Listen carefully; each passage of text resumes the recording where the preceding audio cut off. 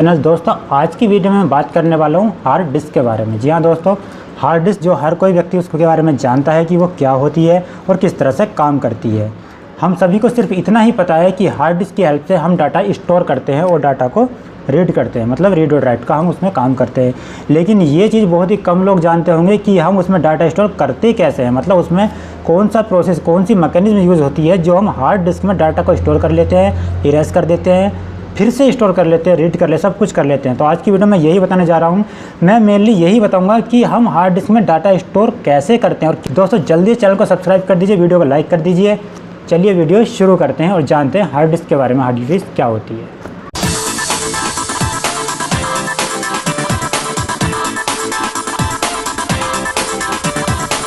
दोस्तों hard disk, इसका जो मेन काम होता है वो होता है डाटा को स्टोर करना। लेकिन ये स्टोर कैसे करता है, हालांकि बहुत पुरानी चीज़ हो चुकी है, लेकिन फिर भी लोग ये नहीं जानते हैं कि ये डाटा स्टोर करती कैसे है। जैसे मैंने आपको पहले सीडी के बारे में बताया था कि सीडी कैसे डाटा स्टोर करती है, कैसे उसमें मैकेनिज्म यूज़ होती है। जिन्होंने वो वीडियो नहीं देखी है वो आई बटन में जाकर देख सकते हैं सीडी कैसे डाटा स्टोर करती है दोस्तों। लेकिन आज की इस वीडियो में हम बात करेंगे हार्ड डिस्क के बारे में कि हार्ड डिस्क कैसे डाटा स्टोर करती है। दोस्तों हार्ड डिस्क में जो काम करती है वो सिर्फ दो चीज़ों की वजह से ही डाटा स्टोर हो पाता है और रीड और राइट हो पाता है। जिसमें पहली चीज़ होती है एक्चुएटर आर्म और दूसरी चीज़ होती है हमारी डिस्क। डिस्क कुछ इस तरह की होती है, ये सीडी की है लेकिन ये हार्ड डिस्क नहीं है। वो दूसरी डिस्क सेम टू सेम ऐसे ही होती है।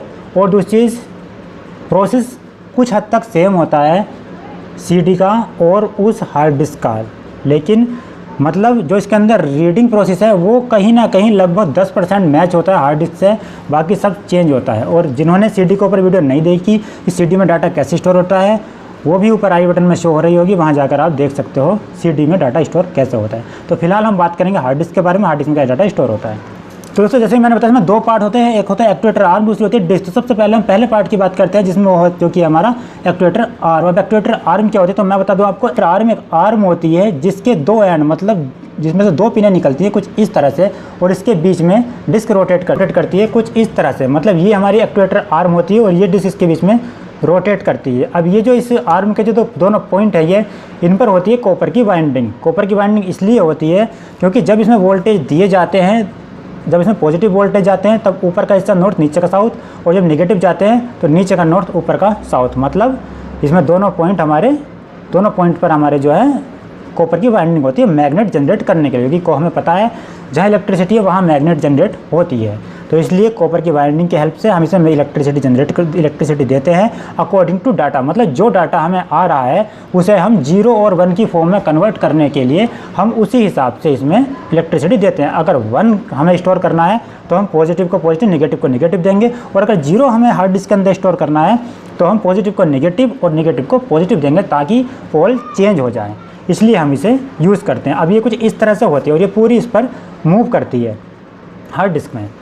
तो दोस्तों ये तो बात हो गई एक्चुएटर आर्म की। इसका काम होता है सिर्फ चुंबकीय क्षेत्र उत्पन्न करना डाटा स्टोर करने के लिए। अब बात आती है डिस्क की कि चलो वहाँ तो हमने चुंबकीय क्षेत्र उत्पन्न कर दिया, लेकिन डिस्क के अंदर वो डाटा स्टोर कैसे होता है। सबसे पहली बात है डिस्क, जो हार्ड डिस्क होती है इसकी बात नहीं कर रहा, जो हार्ड डिस्क होती है वो किस मटेरियल की बनी होती है। तो मैं बता दूं आपको, वो बनी होती है मैग्नेटिक मटेरियल की, और मैग्नेटिक मटेरियल होता है आयरन।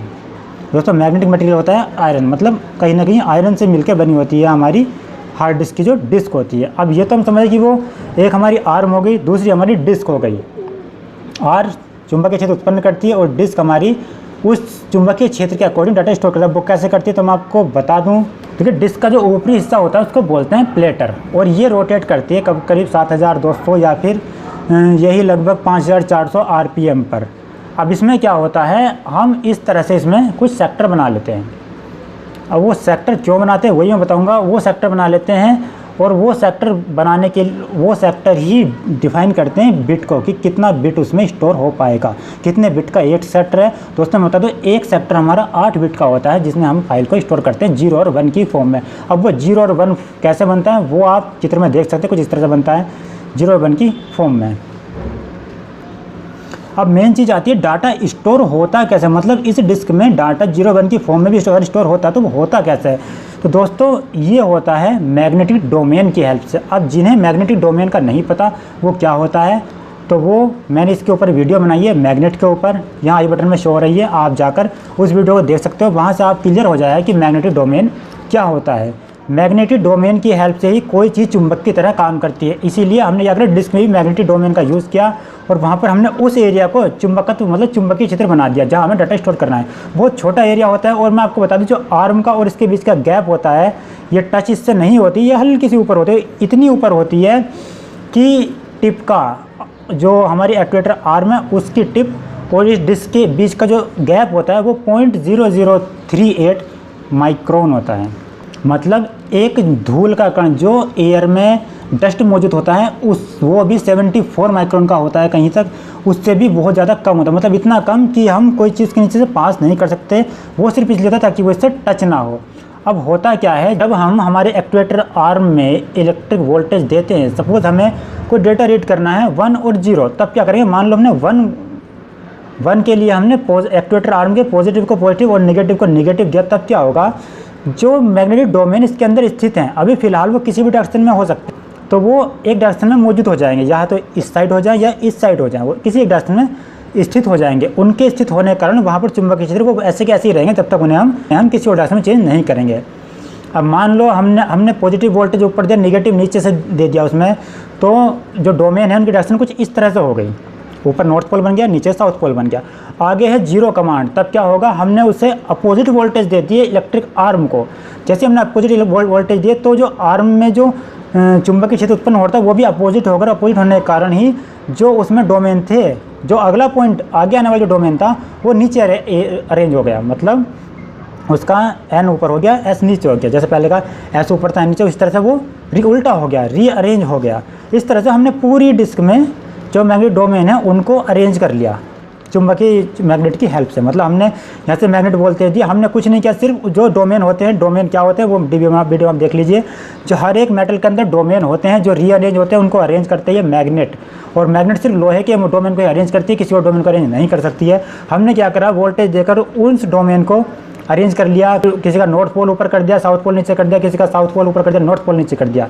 इस तरह से हमने डिफाइन कर लिया 0 और 1 की फॉर्म में। अब ये बात होगी डाटा स्टोर करने की, कि हमने डाटा स्टोर कर दिया। अब बात आती है कि डाटा स्टोर तो हमने कर दिया, डाटा को हम रीड कैसे करेंगे। तो मैं बता दूं आपको, डाटा को रीड करने के लिए भी टिप वही होती है, लेकिन उस टाइम पर हम वोल्टेज देते नहीं हैं, हम वोल्टेज लेते हैं। पता है, जब भी कोई कंडक्टर किसी चुंबकीय क्षेत्र में मूव करता है तो कंडक्टर में इलेक्ट्रिक करंट फ्लो होने लगता है, फ्लो ऑफ इलेक्ट्रॉन होने लगता है। और अगर दोनों में से हम किसी एक भी चीज़ को मूव करा दें, अगर माना एक चुंबकीय क्षेत्र है उसके बीच में कंडक्टर है, या तो कंडक्टर को मूव करा दें तो इलेक्ट्रिक वोल्टेज हमें प्राप्त हो जाएंगे, या फिर हम मैग्नेटिक फील्ड को ही रोटेट करा दें। अब उस कंडीशन में क्या हो रहा है, हमारी आर्म स्थित है, अगर हम डाटा रीड कर रहे हैं, आर्म तो स्थित है हमारी डिस्क रोटेट कर रही है।